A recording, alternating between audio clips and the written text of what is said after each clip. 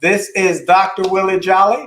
And this is Dee. And we're the Jollies, and we want to welcome you all to Make Love, Make Money, Make It Last, 10 Secrets to Shape a Great Broadcast, 10 Secrets to Shape a Great Marriage, and this is the broadcast version, and we now are on numerous platforms. We're trying to stretch out. We told y'all last week we were shifting to new social media, Jolly Marriage. If you're on the old Willie.Jolley, this will probably be one of the last times we broadcast there. We're going to be doing everything from A Jolly Marriage. If you want a Jolly Marriage, you need to join us on A Jolly Marriage, and you need to join us on it every week at Monday at 9 o'clock.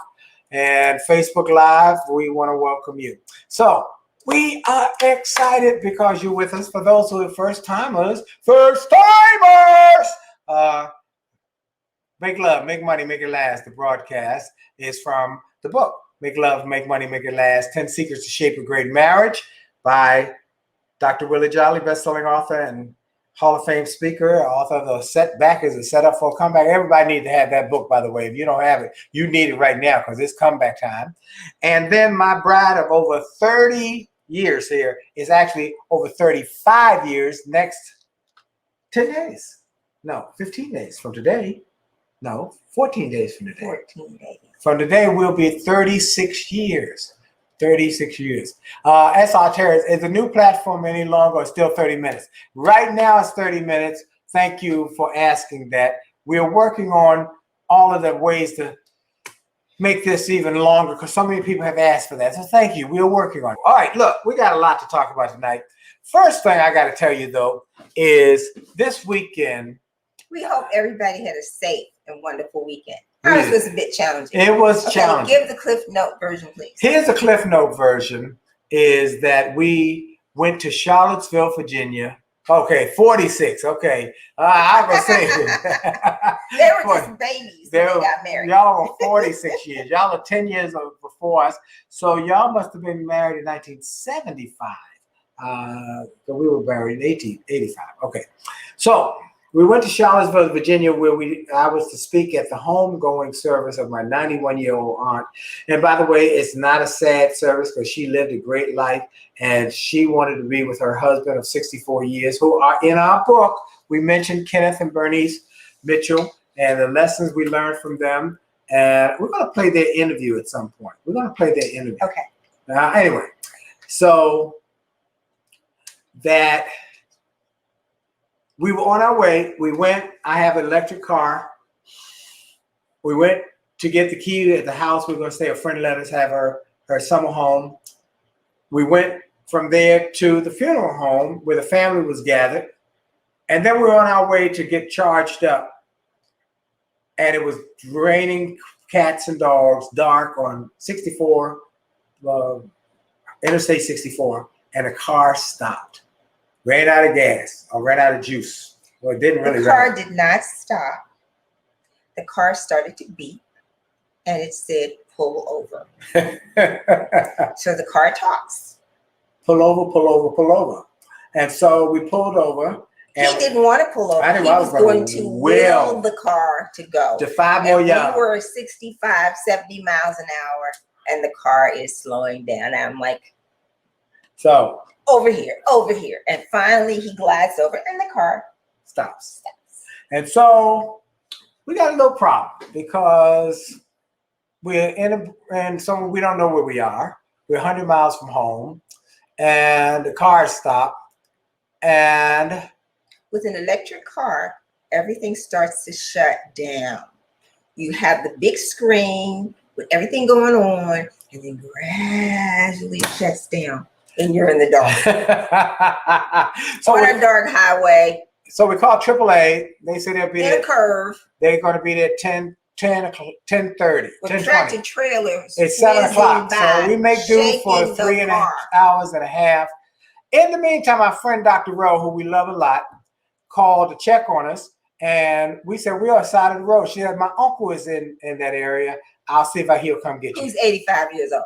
And he gets his... 83 years old. And we call him. He says, I don't drive at night, but I'm going to call my daughter to get her to come and help me find you. So they come looking for us. It takes them over 2 hours to find us. When they find By us, that time, the tow truck is supposed to be there, which has to have a flatbed because the car can't move at all. It has to have a flatbed. so they aren't there. I say to them, I say, you know what? I'm gonna wait for the tow truck. My wife says, No way. no, get in the car here. You will not be waiting in this car by the side of the road. Not gonna happen. No way, Jose. Not gonna happen. Front door. Who's at the front door? I don't know who it is, but they're gonna have to. Somebody's at the door. We can't talk to them now, whoever it is. All right. So we are in the midst of the waiting. We get in the car. We go to the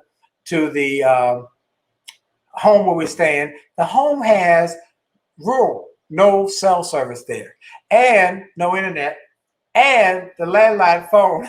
Local calls only. Local calls only can only take inbound calls or 800 calls out or outside that area code.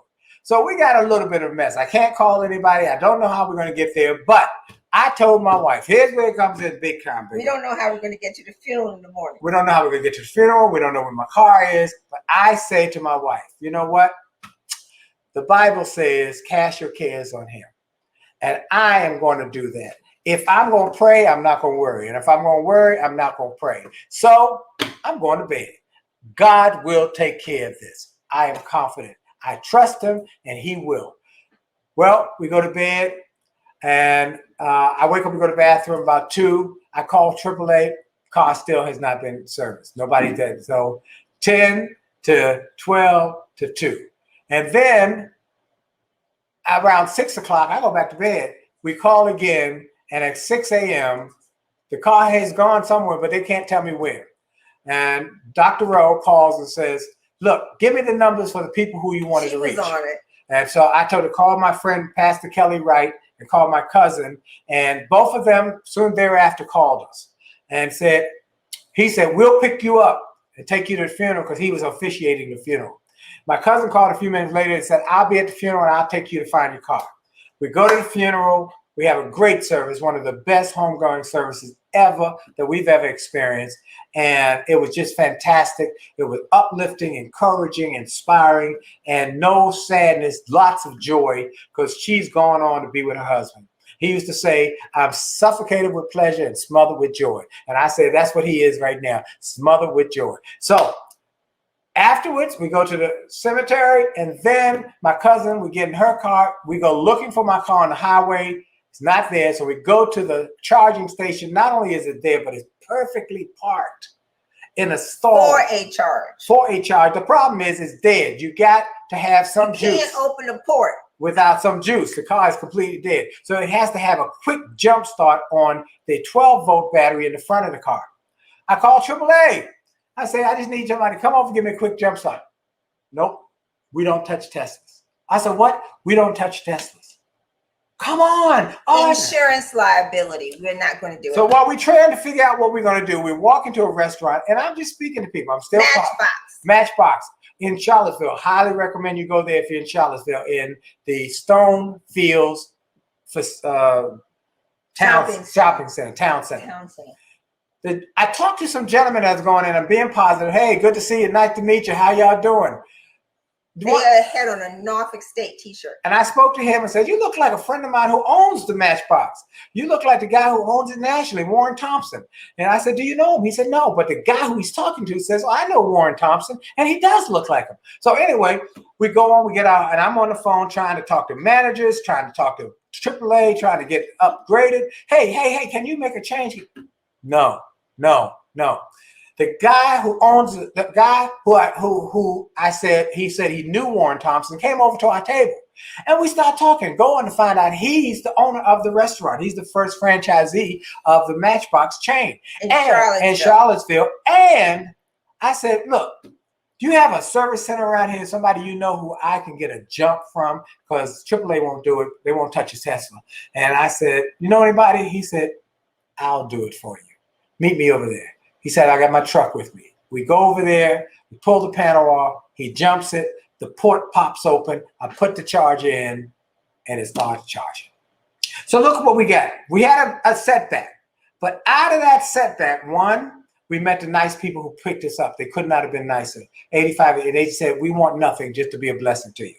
We got picked up by the pastor's wife, and it was phenomenal having time. Great conversation, because we never get to have that personal conversation, because it's always in church. It's always some other kind of program going on. It was fantastic. We had an hour with them too, an hour with them later, almost 2 hours. We went to the family home, took our family picture. We would not have done that if I had driven my car, because I didn't know they were having a gathering that morning before the service. I would have went right to the funeral home. We had a great funeral service. Then we had time with my cousin, Erica, who I never get to see since she's moved to Charlottesville. We had the whole afternoon with her, catching up on family time. And then the fifth blessing was we met this restaurateur who knows my friend Warren Thompson. We took a picture. I sent it to Warren, and he said, and we got a discount on our food. And we got a discount on the food. On the meal. Wow. What a blessing.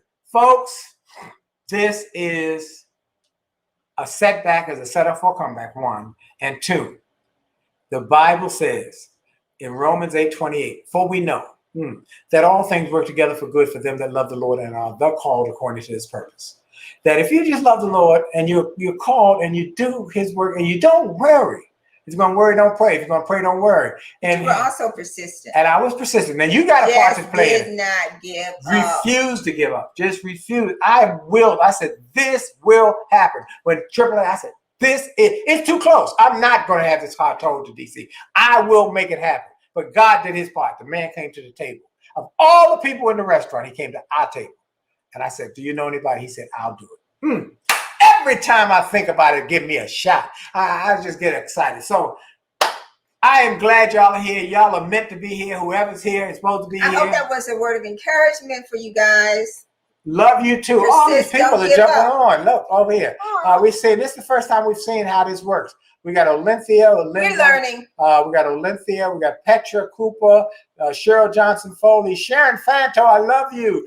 Iris Miller Smith. Just great folks. We're having. Everybody loves these glasses. Sherry Elliott says she loves your glasses. Okay. I can see a little bit. And we got folks joining on Instagram. Let's talk about marriage and money. The 5 money personalities. So we're saying that the general topic that we're dealing with is money and marriage. What are the 3 things that break up marriages? Sex, money, and communication. You know, and interesting, when we were in the car with the pastor, that was so wonderful. Yes. And he said, look, I've been marrying people and I'm counseling them, and the 3 things that break up marriage: communication, sex, and money. We said, have you watched that show? He said, no. That's what we tell you. Communication, sex, and money. We say sex, money, and communication. But he said communication, sex, and money. And he said post-counseling. I had not heard that before. So the counseling before they get married, and then post-counseling, they come back and they complain. Sex, money.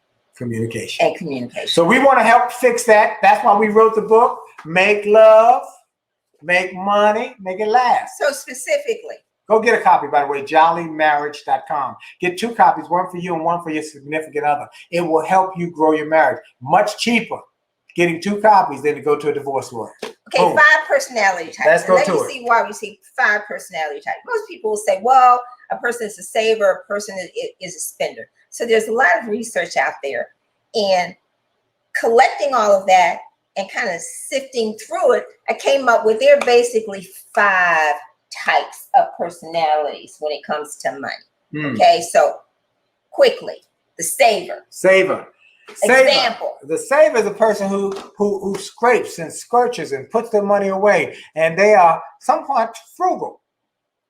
Okay, I have been a saver for years. I started saving when I was a paper boy because I wanted a bicycle. My mom would not buy me a bicycle, so she said that I was going to get killed on a bicycle. Some of y'all remember this. It's the bicycle with the banana handlebars and a banana seat. It was green. What's a banana seat? It's a long seat. It's long. It's like a long seat. And somebody sent a picture of it, and it has a stiff shift on it. The bike had a 6 year. It was the coolest bike. I wanted one. She wouldn't buy me one. So I saved, working as a paper boy, saving my money so I could buy that. And once I got to saving, I kept it up. Once I got the bike, I did get hit one time, but I didn't get killed. Anyway, I thank God for that. But it was mine. But she wouldn't buy it. But I bought the bike and I saved money, and I always saved money. And I always would chunk away some money. So they say also that one who is a saver, there may be people who also clip coupons. And they're always looking for different. I'm looking for deals.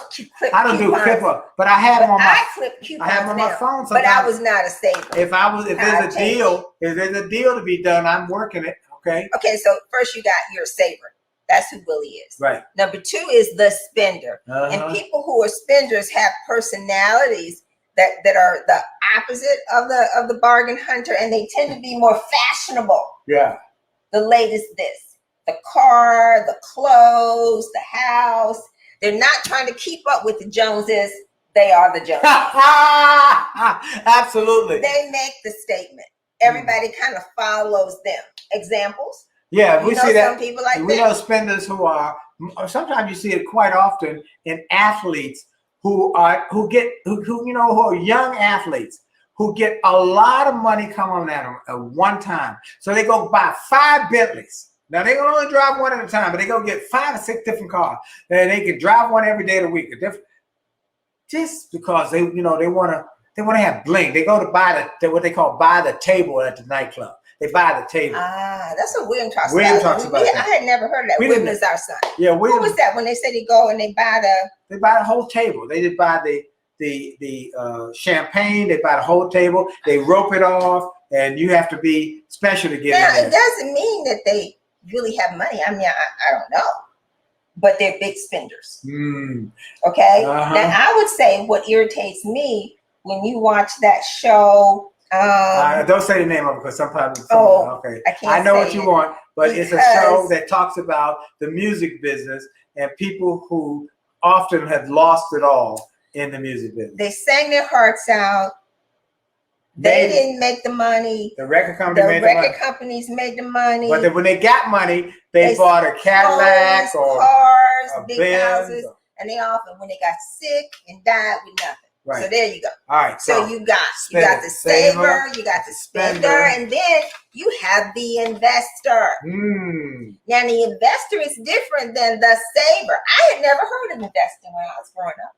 Now what is the investor?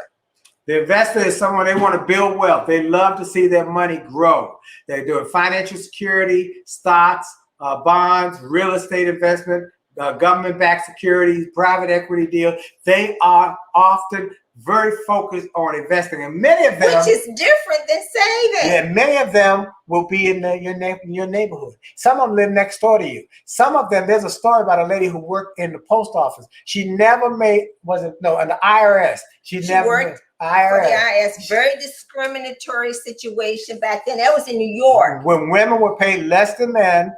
She never made more than $4,000 a year. Right. But when she died because of her investment, because of what she did was to review the returns of wealthy people. That's right. And she started to do what she read about on their tax return. She died with over, what was it? $2.5, $3 million? $2 or $3 million. All right. There was another story here. S.I. Turns about the story of the blue collar worker who never made more than $30,000 a year. Retirement was worth $1 million. We got more and more of them. Hey, Danny Mac, glad you're here. And we got more and more people joining. So glad. Hey, look, we want you to tell everybody about the new social media, A Jolley Marriage. We're going to leave the Willie Jolley soon, and we're going to be doing everything on A Jolley Marriage on Facebook and Instagram. Okay. So we have the saver. Yep. That's Willie. We do have the spender. We've got the investor. Yeah. Okay. Which is growing your money so that you don't have to work. Okay. Because your money is working for you. Okay. Okay. Then you got the investor. Then you got the debtor or the gambler. You have number 4, the debtor or the gambler. Woo-hoo-hoo. They have compulsive issues. Well, sometimes they know they don't have the money, but they want to get it quick. They want to get rich quick. So they're buying lottery tickets every day. But they believe that if they keep trying it, that they're going to hit. It's going to hit. Oh, it's going to hit. I can feel it in my bones. It's going to hit. And they spend up their money buying lottery tickets. They going to the casinos, and they say, I used to speak at these casinos in Vegas. You see the old people. It's so funny. They got a cigarette hanging out the side of their mouth. They got accident mask on, and they go, you know. So it's really not funny. Oh my God. Okay, they got to gamble.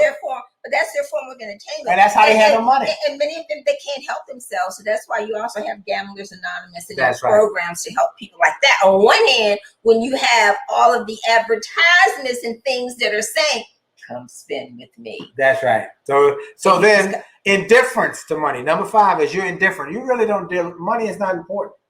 Money is not something you're really important. Don't think about it. Well, you don't really think about it. And I would, and that was me. Now let me explain. When we say indifferent, a little bit of two. Let me explain. I was going to say indifferent to money, in my case, meant we never talked about money in our household. Okay. Everybody just was working all the time, and I had said that. My dad worked in a shipbuilding dry dock company. We had a grocery store. We had a laundromat. We had everybody was working. So whatever it is, okay, you can get that. We just have to work more, which is what we did. So I never thought about saving or investing. So it was just always there. And it wasn't until after college, because I never thought about paying for college, because it was just paid for by my daddy. Her daddy. He loved his daddy. Baby. So it was a shock. When now, what? I didn't know about a budget. So all of that. So that's when you became a spender. No. Oh, yes. Okay. That's when you became a spender. Oh, I've got to go shopping this weekend. I had to have some retail therapy. Thank God I have recovered. So she has shifted from being indifferent to money, because they had money. Her parents had a beautiful baby blue Mercedes. When people didn't have Mercedes in her area, they did well, but they worked for it. They worked all the time. They did. I was a saver. Yes, Sharon Fanto. Willie was a saver. Dee was indifferent. Then she became, when she got to DC, she became a spender. Now she's an investor. Yes. She's the best investor I know. Really? That's because you don't know that many people. Oh, I know. I'm learning. Okay. She is an investor. Every penny. A necessity. All right. So what we're saying is, number one, what happens if you got a saver who marries an absolute spender or gambler, and they are hitting the savings account to take money out to gamble? That doesn't make the other person feel secure. So we've got 5 personality types. Think about that for a minute. Which one would you honestly say you are? And we also asked about, and we've had that discussion. SI Terrence said, Dee, teach me about index funds. You're gonna have to. She was. Oh my goodness. Oh, she is on. Anyway, okay. How do I make you have to send her an email. Send me an email to info@williejolly.com. I would love to share. There are a couple of books as well as a couple of websites that are just like amazing.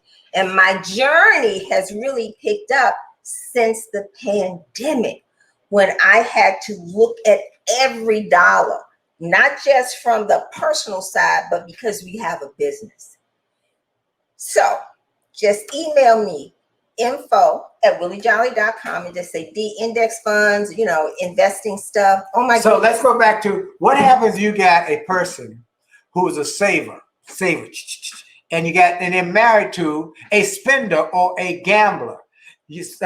Petra says you're going to have some serious issues. That's right. You're going to have some serious issues. But the first thing that you do, once you put that on the table, what one of the 5 are you, and sometimes you can be a combination of, then that allows you to have a conversation. All right, so let me read. Have a conversation. Page number 140.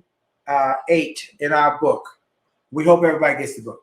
When Dee and I got married, we discussed our prior life experiences, how we managed our finances, our personal preferences as it related to money management. We also came to the conclusion that the 3-part approach to money management will work best for us. If you don't have the book, you won't understand 1 part, 2 part, 3 part. You got to get the book.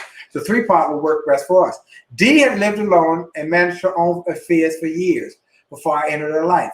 She had returned to her hometown of Hampton, Virginia. She became the administrator for her father's church. She was so adept at money management that she coordinated the construction bond project to help raise $500,000 for the renovation of the church sanctuary. So that was God's grace. Just think of where. On the other hand, I had already lived at home and was well known for being frugal with every dollar. In other words, I was notoriously cheap. So I'd gone from being totally indifferent with money. I always had it because of my parents, to, oh my God, discovering what is our budget, having to make ends meet, the whole thing, to now being forced to learn how to invest and save. Right. Okay. So anybody, if I can do that, anybody can do it. Anybody can do it. Thank you, S.I. Turner. She said another awesome broadcast. And someone else said earlier that this program, this program needs to be in churches all over America. You two need to be helping churches. Danny Mack, I got to talk to you so we can figure out. Danny Mack is a pastor and he knows all the church folks. So thank you, and we thank you for all the people who've said they've joined in and how that has blessed them. How what? We've got 3 minutes left. Yeah, we got 3 minutes. All right, go ahead. Summary. Okay. Summary. So your homework is that you've got to discuss with your mate, honestly, your money personality. And be honest with it. And y'all been around, y'all been with each other, okay? So you kind of like know, but honesty, shame the devil, and just say really what's going on. And talk about it. And also do something we did. Also, we did. What did your parents do? How did you learn about money? What did your parents talk about money? My mother never talked about money, except go to school, get a good education, save your money. Save, because she grew up in the Depression. And her mother, when she died, left us money because she saved money. She got it from her mother and her father. She saved money, but she never invested. Never talked about investment. So see, that's why saving is completely different than investing. Yeah. Once you start investing, the goal is to duplicate yourself enough so that you don't have to work. Right. And that your money never runs out. And your money works for you. It's like, oh my God, money get up and go to work when you go to work. Money gets up and goes to work, and it can work, and you can stay in the bed. You can do whatever you want to do. You can vacation. Okay. So when you have the conversation that with your spouse about your personality, your money personality, consider these things. What does financial security look like to each one of you? And we talk about that a lot because he wants to have a place in Florida. I'm like, I don't care. I just want to live off all the interest and everything. So long as we can pay for it all at one time in cash, I don't care. That's what you said. That's what I said. And that's what we're going to do. Pay for it. Okay? All right. What does financial security look like for us individually and for us as a couple? Right. Okay. So individually, I say, I don't want to have any debt. Right. And I'm always concerned about having enough money so that I don't outlive my money. And when you start to listen to all these finance shows, these podcasts I listen to all the time, the number one concern for people who are 50 and older, and it should be for everybody, is that you will outlive your money. That's why you need to be investing. What actions must you take to achieve the goals that you choose, that you come up with? Okay, and sample goals are like, how much money do you think you're going to need to comfortably live? You should have a number. Everybody should have a number. And we've been talking about it back and forth because we completely disagreed as to how much money we were going to need to live comfortably. And when we stop working, or when he chooses to stop working, I don't want him to. Well, I don't want to. Y'all know I don't want. I love what I do. I told him when I die, I wanted to pop up out the box. Say, I got one more thing to say. And I have said, okay, you love what you do. What if you can't do it? Right. She always says that. So what if you can't? Right, the older I get, the less I want to get on planes. And by the way, let me take a moment to tell you, everybody, I am taking all speaking engagements for people who wanted me to virtually speak. I did one today. I'm doing them every day. Virtual, virtual, virtual. If you want me to fire up your folks and encourage them and turn a setback into a comeback and encourage them to be better and productive and profitable, I'll do it. But if I don't have to get a plane, I'll cut you a deal because I don't want to get on a plane. I am enjoying being home with my sweetie pie every day. So, y'all talk about Yeah. how much money are we going to need when we're no longer working? Yes. Okay, by choice. Okay? List every item. What are your basic 4 walls? Now, Dave Ramsey talks about that and a whole bunch of other people, Susie Orman, I listen to all. What are your basic 4 walls? And we talked about that a little different in terms of what are the 4 walls? Transportation, utilities, your mortgage or your rent, or maybe you don't have that. Healthcare. That's what I said. Those are what are the 4 basic necessities that you can't live What about without? food? You don't need to eat. That's not a necessity. We can have fruit and we can have beans. That's a whole nother. Let me tell you something. Last night, she said, I've cooked rice and I've got broccoli. And I asked her, cooking stage. And I said, well, what kind of meat we gonna have? She said, we can have beans. That's a protein. I said, oh, you can have almonds. That's a protein. I said, no. So we do something we've never done. We go looking for some baked chicken. When we go to the baked chicken place, it's closed. So you know when we ended up? Kentucky Fried Chicken. I mean, I haven't had Kentucky Fried Chicken. And then a friend of ours calls us in the car and says, we see you. and they said, here's what they said. Are you sneaking off? Because, I know Dee don't let you eat that kind of stuff. And I said, she's here. She let me eat it tonight because I told her I needed some meat to go with it. And they started laughing because, Dee eats clean. She eats clean. I said, well, this is one night I get to eat whatever I want to eat. It's Sunday night. So, look, our time is up. We got to go, Dee. You know that. I hope y'all have fun. Hey, let us know how you like the new platform. This platform will give us the opportunity to interview folks. But we're going to interview some people over there. We're getting it together. It's going to be more television friendly. We want to thank everybody for being part of our community. Do tell people we're going to be upgrading this. This is going to be television, production quality, all of that. Thank you for your connection. Thank y'all for staying connected to us. Do your homework. Talk to your spouse. About your money personality, and what are your goals? All right, join us on all platforms of Jolley Marriage.